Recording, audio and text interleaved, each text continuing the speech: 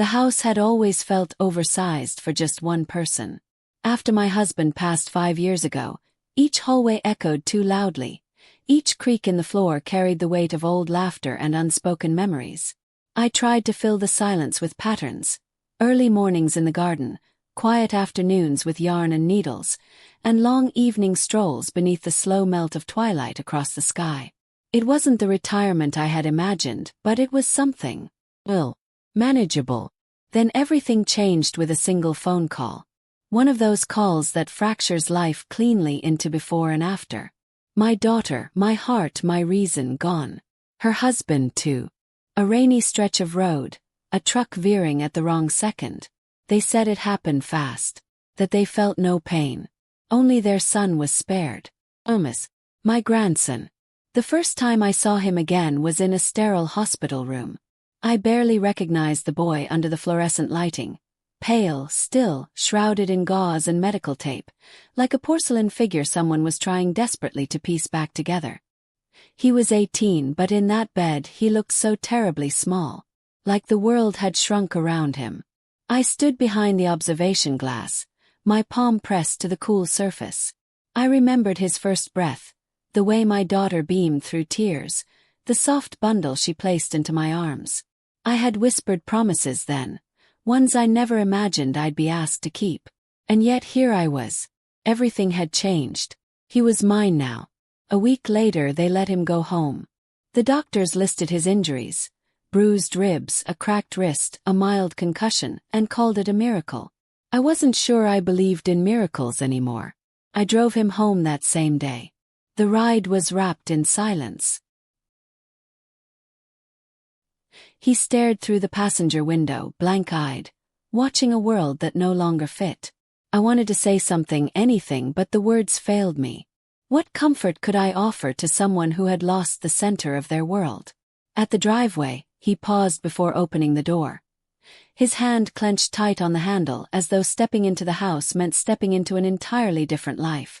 I suddenly saw the house through his eyes. What had once been my quiet refuge now seemed cavernous, full of echoes and shadows. I had tried to prepare. I'd cleared out my sewing corner to make space in the guest room, dusted off the old bed, placed crisp sheets and a lamp I'd chosen with care. A small attempt at making him feel welcome, though I doubted he noticed. That night he barely spoke. I cooked something simple, chicken and rice, his childhood favorite, but he barely touched it. He pushed the food around with his fork and gave up after a few bites. When I asked him gentle questions, his answers were short. At last, he murmured that he was tired and disappeared upstairs. I stayed in the dim kitchen afterward, letting the clock tick into the quiet. I cleaned up, turned out the lights, and stood in the dark a long time, listening to the old bones of the house settle. That first week was the longest. Grief, I found, doesn't come crashing in. Creeps. It trickles into the corners of your days, soft and invisible, until you find everything around you soaked in it. Thomas hardly left his room. Sometimes I heard music through the door, mournful, slow tunes that said what he couldn't. Other times I caught glimpses of him staring out the window at my flower garden, unmoving. Kept my distance. I wanted to hold him, to shield him, but I knew he needed room. Still, every instinct screamed to reach for him, to wrap him in something that might resemble comfort. One afternoon I saw him outside. He was on the old swing in the backyard, the one my husband had built back when life still made sense. His feet just grazed the earth, and the late sunlight glimmered off his hair like it used to when he was little. Stole my breath. I walked to him slowly. "You used to love that swing," I said, settling beside him. The wood creaked softly beneath us. He didn't look at me. His fingers, bruised and fidgeting, tugged at the fraying rope. "I don't remember," he murmured. "That's okay," I replied. "I remember enough for both of us." We didn't speak for a while. Just sat, listening to the swing's slow creak and a lawnmower humming faintly down the block. The lilacs in bloom offered their gentle scent on the breeze. At last he broke the silence. "Why them?" he asked, not in anger, but with a softness that felt like it came from somewhere deeper than words could reach. I didn't have the kind of answer he was looking for. I doubted anyone ever truly does. "I wish I knew, sweetheart," I murmured, resting my hand gently on his knee. "Sometimes the world hands us pain without reason. But you're still here. And I'm still here. And we'll find our way through it. One day at a time." He gave a slow nod, his eyes glassy with emotion he wasn't quite ready to let go of. Later that night, I peeked into his room. The door stood ajar, the light from the hallway spilling softly across the floor. He lay curled beneath the blankets, his face turned toward the pillow, his body trembling with a quiet grief he wouldn't show in daylight. I walked in and sat beside him, careful not to startle. I rubbed his back in slow, familiar circles, the same way I had when storms frightened him as a little boy. He didn't flinch or move away. In that quiet moment, I understood something clearly. Grief had stripped away his age. Though technically grown, loss had reduced him to a boy again, aching and lost. And I, old bones and all, would be his shelter. I would carry us both, even if the world outside felt fractured beyond repair. The weeks that followed moved with the slow rhythm of healing. There was no dramatic turning point, just small moments, nearly invisible in the day-to-day, like threads being woven back into a tapestry. I began gently nudging him toward the familiar, remembering how, as a child, he'd loved being in the kitchen, flour-dusted cheeks and doughy fingers, laughing at his own clumsy messes. I started there. One quiet afternoon, I pulled out the ingredients for apple pie, his favorite from long ago. The scent of spice and warm fruit drifted through the air as I moved about the kitchen, humming to myself and making a bit more noise than necessary, hoping to draw him out. I heard footsteps before I saw him. He paused in the doorway, his hands buried in his jeans, his stance uncertain. I turned with a casual grin, pretending not to notice the hesitation in his step. "Well, look who wandered in," I said, waving a paring knife toward the bowl of apples. "Think you remember how to peel these without turning them into applesauce?" There was a brief flicker in his eyes, not quite a smile but something close. He shrugged and moved toward the counter. Side by side we peeled and chopped. I filled the space between us with light stories, tales from his mom's younger days, mishaps from my own past, and exaggerated kitchen disasters that earned me the nickname, the Salt Queen, at one unfortunate potluck. I played the clown, desperate for a crack in the armor. And it worked. He let out a brief snort, barely a laugh but real, and I held on to it like a flame in the dark. Once the pie was baking, I leaned on the counter and watched him dry his hands on a towel. "You're not very subtle, you know," he said, his tone quiet but teasing. I raised an eyebrow. "Subtle? Me?" He gave a crooked grin, faint but genuine. "You're trying to help, to distract me, even if it's only for a little while." My throat tightened, the lump of emotion rising before I could stop it. "I'm not trying to erase anything," I said softly. "I just want you to remember there's still good here. There's still love. Still moments worth holding on to." He looked at me for a long moment. Then, without warning, he stepped forward and pulled me into a hug. It was awkward and unsure, but I wrapped my arms around him without hesitation, holding him tight, one hand brushing through his hair like I used to when he was small. "Thanks, Grandma," he whispered. From that day forward, something unspoken began to mend. He no longer stayed holed up in his room. He drifted into my space with less hesitation, not because he had to but because he wanted to. The pain was still there. I could see it in his quiet spells and distant stares, but he began to return to the world, piece by piece. I found ways to include him in small tasks, the kinds that gave him purpose without pressure. I'd ask him to help mend the porch step, or bring in the laundry, or repaint the fence that had long since faded to silver gray. In the beginning, he moved like someone in a fog, simply going through the motions. But over time his energy returned, measured, quiet but present. He began to take pride in those little jobs. I saw it in the way he double-checked the latch on the gate or lined up the firewood just so. "Need anything else, Grandma?" he would ask, brushing dust from his hands. "Maybe just a bit more of your time," I'd tease. And slowly the warmth returned. And when he smiled, really smiled, it was like a ray of sun breaking through the storm clouds that had hung over us for far too long. I poured everything I had into the meals I made for him, just like my mother once did for me. Golden roast chicken with herbs from the garden, mashed potatoes whipped to perfection, biscuits warm and flaky, waiting to be drenched in melting butter. And always something sweet: spiced apple pie, lemony squares, cookies that never lasted more than a day.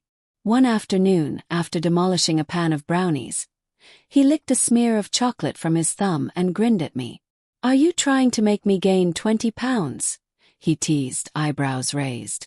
"Obviously," I retorted, hands on my hips.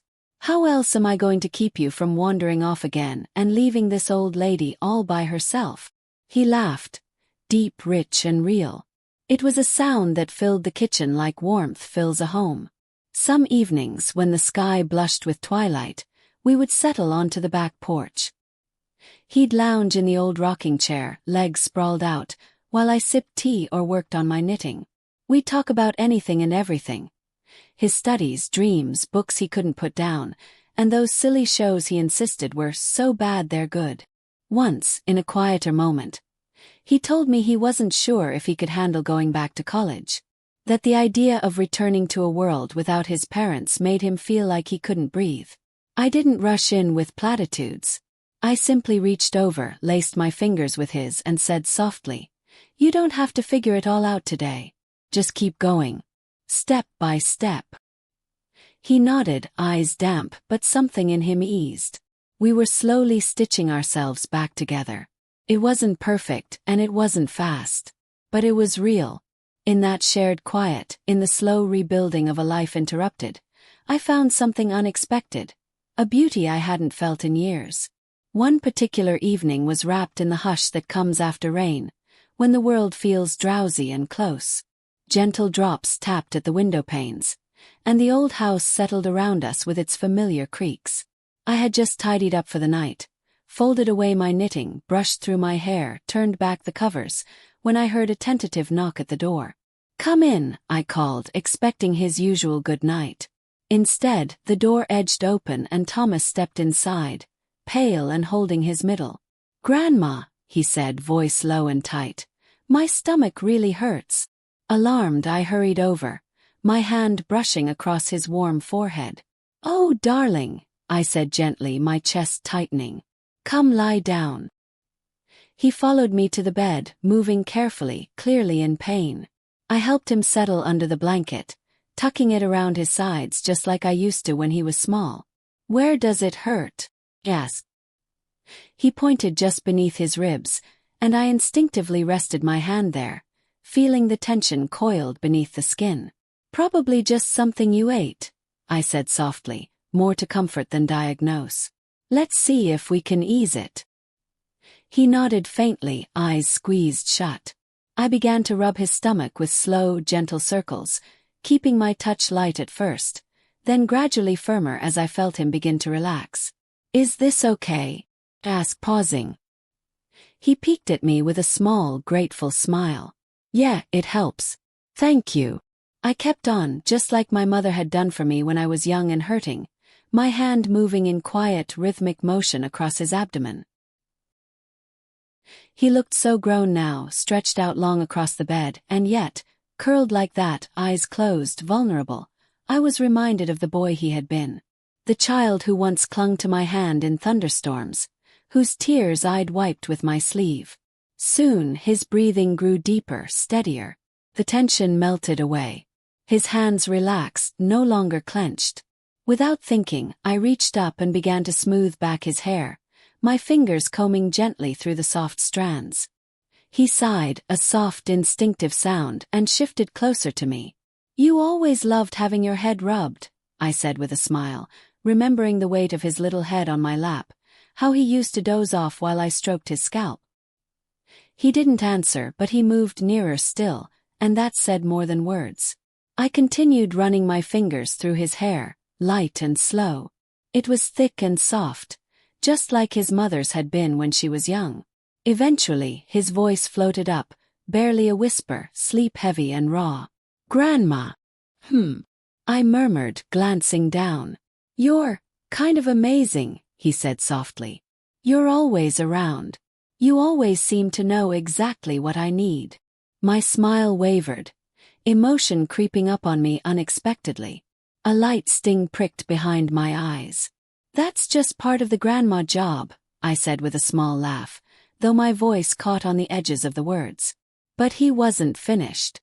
"You're beautiful too," he added, his voice barely more than a breath. "Your eyes are warm. And you smell like cookies. And safety." I chuckled, brushing his hair affectionately. "Now you're just trying to butter me up." But inside, his words settled like sunlight breaking through clouds. Soft, warm, and healing in ways I hadn't realized I needed. We sat in silence after that, the hush between us filled only by the gentle rhythm of rain tapping at the windows. My fingers continued their slow sweep through his hair, and gradually, I felt his body sink into the mattress, his breathing smoothing out. Eventually, he drifted off, his face relaxed, peaceful in a way I hadn't seen since before the accident. I stayed there for a while, not quite ready to let go of the quiet moment. Watching him sleep, I was struck again by the quiet courage he carried without knowing it. He had lost so much, had every reason to close himself off, yet here he was, opening up, allowing comfort in. And me. Somehow, life had circled back to this, to a boy who once fit in my lap, now grown, still needing something only I could offer. Not because I had to, but because I wanted to. 'Cause he was my heart. I leaned down and kissed his temple, a feather-light gesture, breathing in that familiar scent, fresh soap, worn cotton, and something purely him. "You're going to be all right, Thomas," I whispered into the quiet like a promise. "We both are." And for the first time in a long while, I felt the truth of those words in my bones. I believed it.